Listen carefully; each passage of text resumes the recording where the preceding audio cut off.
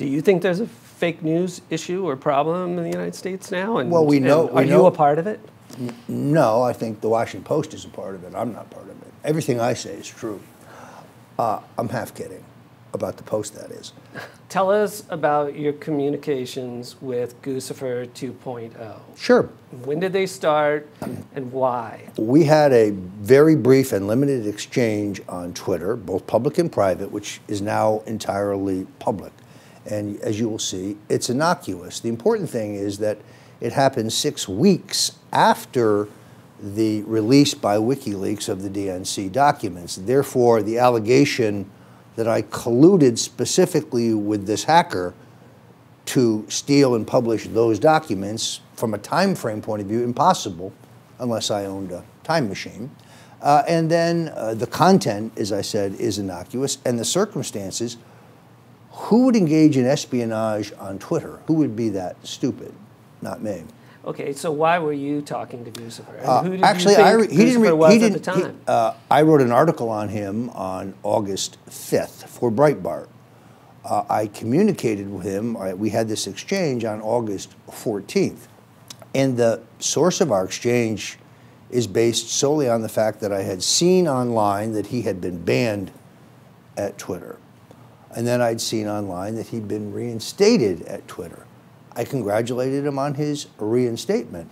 Have you had contact with Russians, people who may have been Russian agents? Have you been to Russia? I've never been to Russia.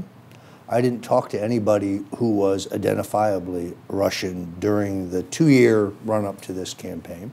I'm not sure I did previously either.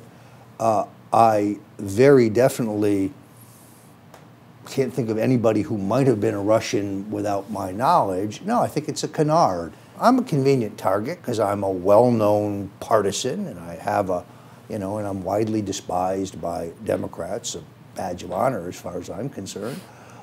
So, it has a certain logic to it, even if it's not true.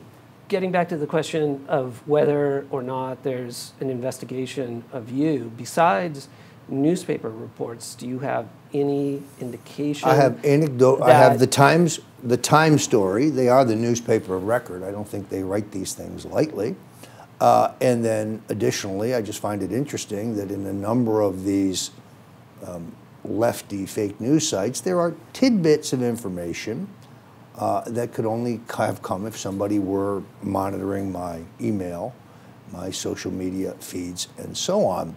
There were other small hints of information that were personal in some of these stories that would indicate that somebody was looking at, my email exchanges or my phone calls or my texts. Like what? At this instant, I couldn't even remember when. They're so innocuous, and some of them were old. I guess the point of it is that there's a mountain of circumstantial evidence. I'd like to get to the bottom of it, because if my civil liberties have been violated, if my right of privacy has been violated, well, what was the probable cause that justified that? What was the probable cause or the evidence by which the courts would have ordered such a thing? You have not been contacted by any law enforcement Correct. agent or investigator Correct. to say we're looking at your activities. Correct. I have not. I've been contacted by the Senate Intelligence Committee. I've never heard from the House Intelligence Committee other than their simple response that they received my letter to them, making it clear that I was anxious to testify without subpoena, without immunity, but in a public forum. Julian Assange, do you Yes. know him? Have you had contact with him? I don't know him, but I do like him. I do think he's a hero. I do think he is fighting the military-industrial complex. I do think he's taking on the Clinton, Bush, Obama continuum that seems to be driving us to endless war. I think he's done a service to the American people by exposing the rank corruption and treasonous activities of the Clintons. If he had material on Donald Trump, I think he probably would have released it. I don't think he's a Republican or a Democrat. I think he's an opponent. He's not even American, but I think he's an opponent of the deep state. So you've said that you have had communication with him. There have been sort of different ways of describing that communication. Some people have suggested that you've been changing your story on this. There was one occasion in which I said I had communicated with him, which is technically correct, through a source. I didn't communicate directly with him, and I've never said that I had. We have a mutual friend who is a journalist who told me two narrow things: that Wikileaks had an enormous amount of material on Hillary Clinton that was devastating, and that they would drop it in October. That's what I reported.